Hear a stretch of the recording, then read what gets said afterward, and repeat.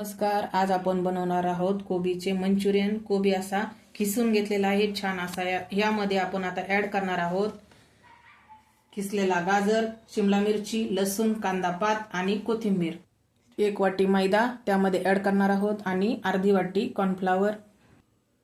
तिखट, मीठ, जिरं आणि हळद यामध्ये घालायचं आहे आपल्याला। थोडासा सोया सॉस घेतलेला आहे आपण यामध्ये घालायला आणि आपल्याला आवडत असेल तर कलर घालू शकतो, नसेल आवडत तर नाही घातला तरी चालेल।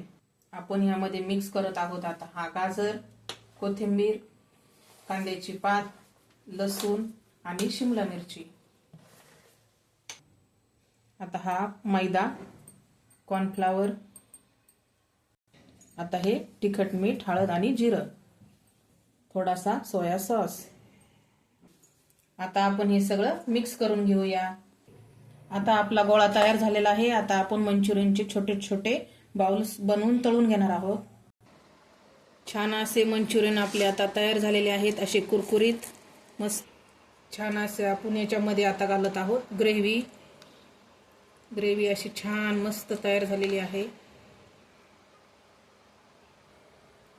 छान असे मंचुरियन आपले आता तयार झालेले आहे, मिक्स करून घेतले आहेत।